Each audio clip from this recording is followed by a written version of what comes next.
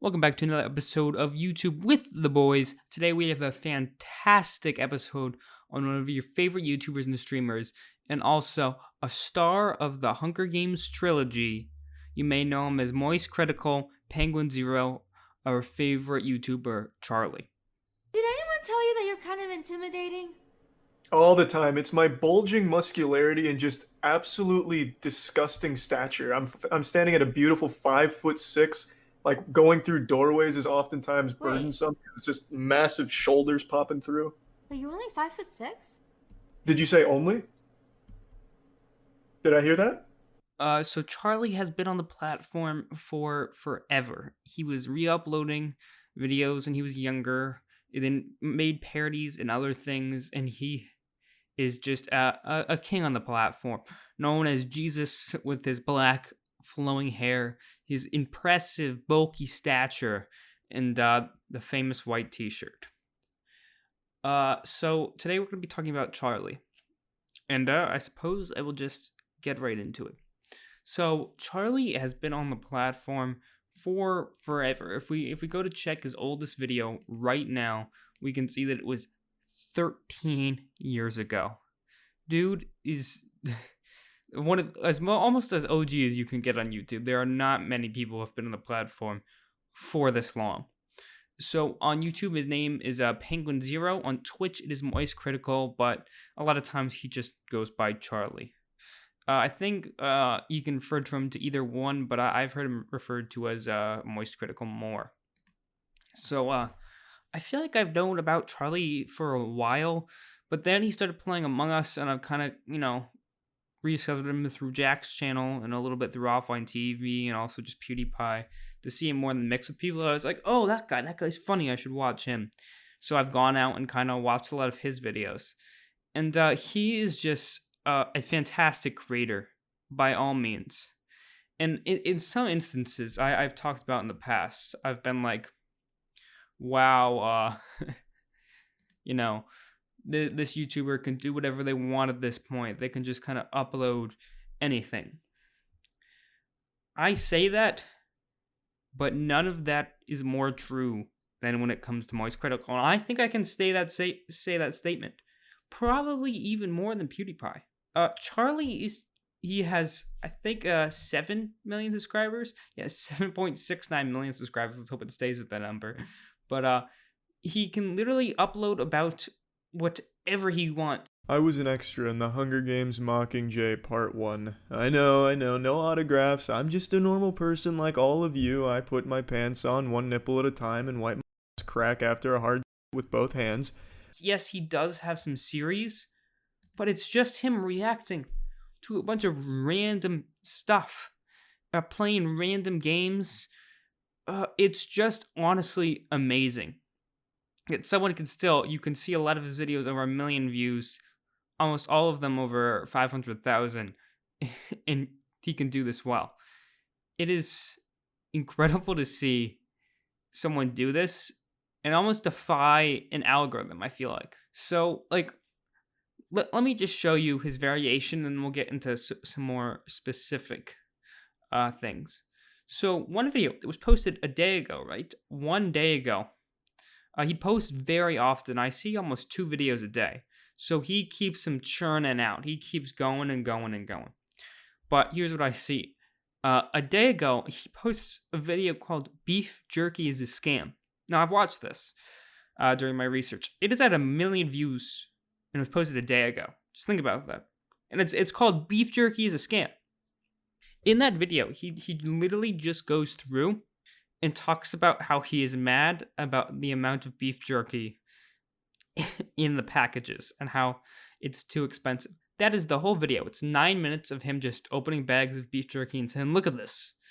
There's none in here. This is ridiculous. And that I'm dead serious. I am dead serious. Now, So in a nutshell, you pay a crazy high price to get literally nothing in return. When I used to eat jerky in college all the time, I'd get jack links, and every time I'd be shocked by the very little amount of jerky you'd get in a bag. we go another day back. The presidential fitness test is for real men. Tim doing the presidential fitness test. Another video Worst party I've ever been to. This is him in a GTA roleplay. Back again, we have I have become an alpha male. This is him reacting to different this video on alpha males and sigma males, and then another one, Friday Night Funkin' God. This is him playing a rhythm game. These all have a large amount of views, and as you can see, all across the spectrum, he is able to bring randomness and make it funny every time. It's one of those situations where people like the personality. And I honestly feel like he's not overly expressive that much of the time, which is honestly really funny to me. He's not one of those people that's going out and being like, oh my God, whoa, oh, this is crazy. He literally talks like this most of the time when he's explaining certain stuff. Occasionally he'll get it to this level, but it's honestly not much more than that, except if he's eating spicy food. But beyond that, to see someone, just break the boundaries and do something like this is one of the coolest things I've ever seen. You don't often see it. And if we look too, he posts episodes of a podcast he does on his channel.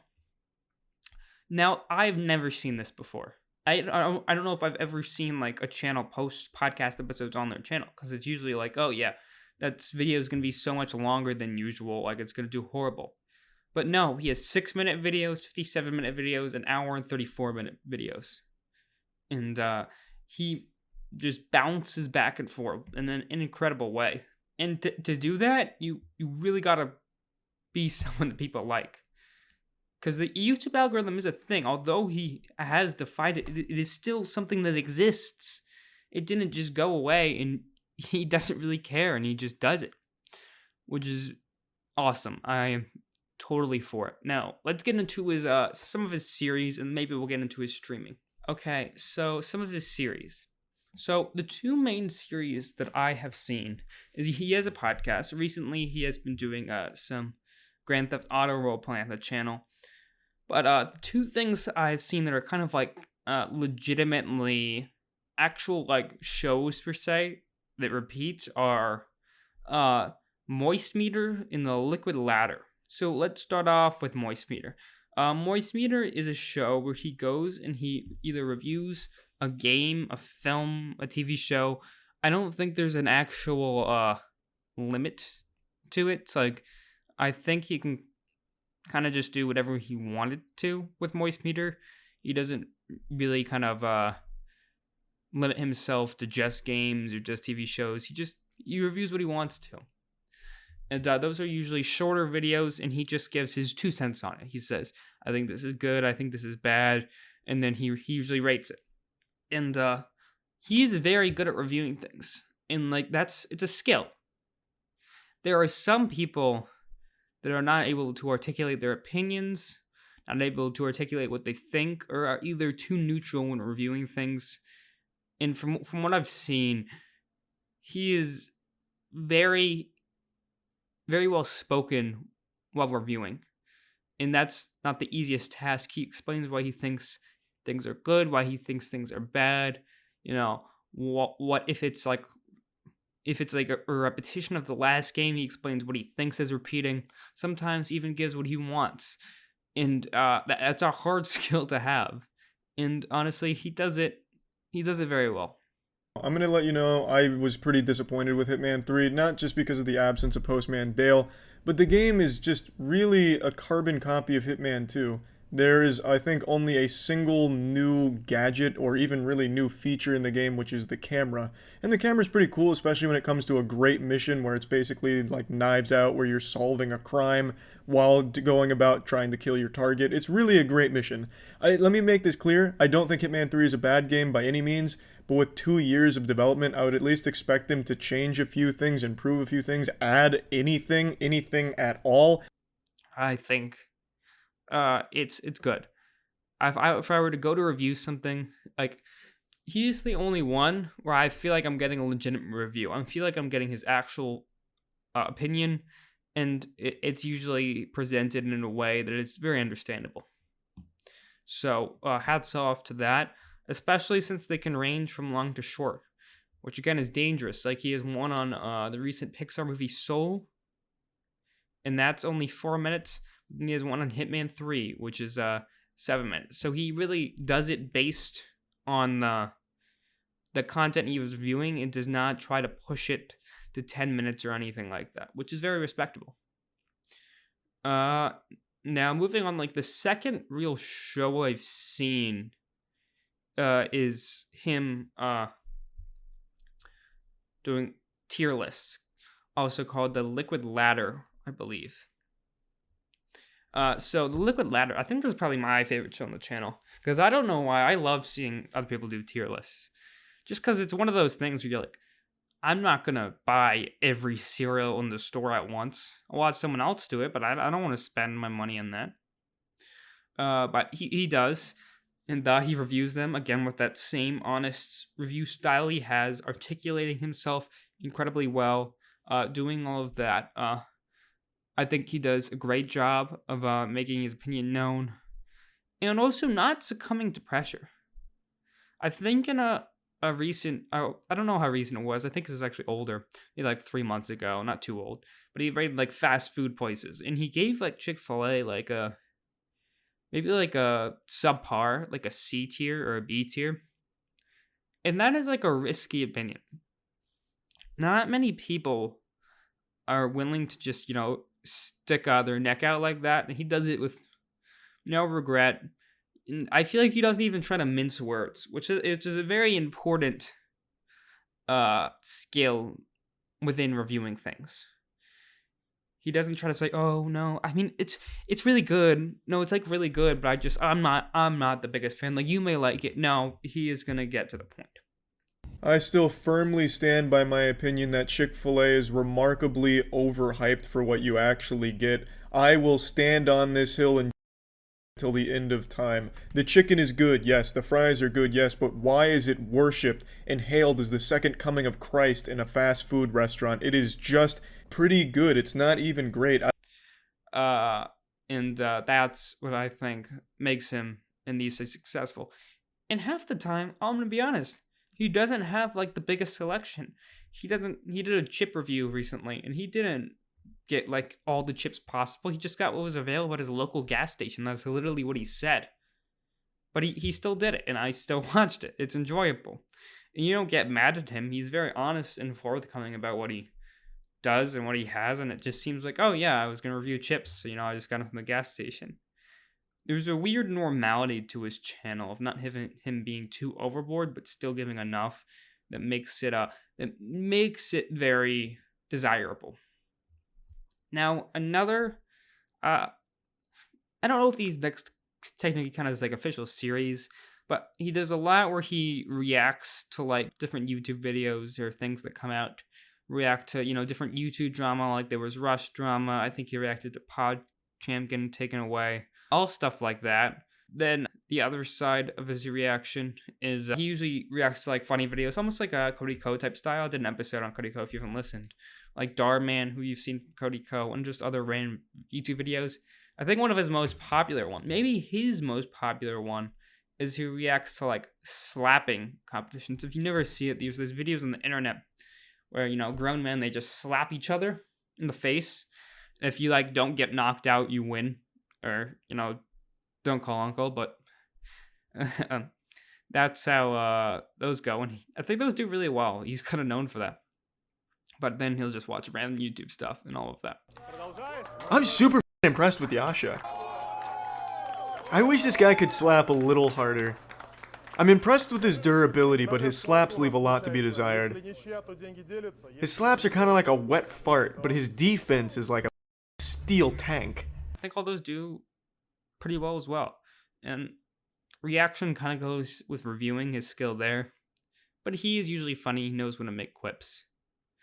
And then lastly is just the game he is playing. I mentioned earlier he was doing GTRP recently. Before that he was doing a lot of he does Among Us occasionally. He is a very good Among Us player, I will say that. He's very good, very sneaky. I don't know, I feel like he keeps his card very close, and I find that it's fun to watch him play Among Us. and you see a lot of respect between the good players and him. And for what is to say, he played Rust earlier. He just kind of switches to the game he likes. Doesn't matter how big it is. Some of my favorite games that he has played have been just the weirdest ones. Like I just watched him play this god awful but so great football game. It's called like Gridiron, where it was like football with superpowers. It did not make sense in one bit, but it was so entertaining to see him work through it. Now, moving on. One of the new things that is starting to emerge on his channel, which I think has the possibility to do well if he plans stuff correctly, is recently I think he teamed up with G Fuel and he bought a massive warehouse. So it's like a really big warehouse and he can execute ideas on it. I think the first video he did there was racing around and they made like gaming chair go-karts where they put wheels on like gaming chairs / a go-kart. And that was pretty interesting. They also did mini golf inside where they set up this whole mini golf course and played it there. Like I said, they recently did the presidential fitness test and I think that was in there. So I guess when he has this new space, I think a lot of new ideas could come from it. But I will give the warning though. His channel is not exactly what I would call the most produced. I think all his content is very good. All of it is super fun to watch. But if you go to his channel compared to others, it's not the exactly like highest production value. It's very funny, and a lot of times he does get like a lot of stuff to do it, but it's not the highest production value. And I think when you're gonna execute big things like that, especially if you have all this space, I think he's starting to get there, but I think you gotta put a little more thought to it. I mean, you don't have to have a full operation, but if you're in a big space, sound-wise, just otherwise, just shooting-wise, you have to make sure that you actually have things planned out. You gotta make sure you have things planned out so they look good and are executed well. Because you don't want to put so much into these big ideas for them to be subpar. And I think he does a good job, and I definitely think if he really wanted to, he could do it. But a lot of his brands, it is scuffed. I just want like a little bit better audio quality. Maybe stuff looks a little more put together. That's all I want. I don't want the ideas to change. I still love the stupid, just random ideas. I think just maybe a tiny bit more preparing for the big space and the bigger plans. And that's all I would say. Speaking of a lot of his videos, I can't not mention his friends. We're going to speak about his friends. Insert names here. Matt, Danny, and Andrew. All his friends are really funny. And they all seem... It is the most genuine relationship I've ever seen with a YouTuber and his friends. Because his friends don't necessarily look like they, want to be YouTubers. They just look like they want to hang out. And I know I've said it before, and I always repeat the genuine bit. But this is a level farther than that. This group of people looks like they have been friends. I don't know how long they have. But it looks like they have been friends since like elementary school. And even though their bodies grew, their immaturity has not changed one bit. I literally think it looks like if you picked a group of like in a preschool classroom and literally just kept them together as they grew up until adults and then gave them a bunch of money, that is the equivalent of most of the time they hung out. It literally feels like it is like watching like a fifth grader's mind in an adult body. They are teaching internet users how to greet people in real life. This one's good for if you're working with people you don't like or children. So, because it's in and out. You go up here, what's up? And just keep going. Just keep walking. Your day is now finished with them. I believe that's a high five. It's a high five, that's correct. All 5 fingers. It is. I don't even know how to describe it. That's like literally the most accurate way. I want to add more to it, but no, that is like the best description. They all seem just like normal dudes, just hanging out. Some are more active than others. I think Matt. is the most active because he's also in a lot of the Liquid Ladder videos. He rates them along with Charlie, but a lot of the others are very funny as well. And I don't know like their relationship to Charlie other than the fact that they're in a lot of his videos. I don't know if like he is like they are longtime friends, but they're definitely a fun group to see together because it seems like no one's afraid to challenge another person. Like Charlie is not the type of person who's like, no, this is my YouTube channel. I'm gonna step up and take the spotlight. No, you guys cannot speak over me.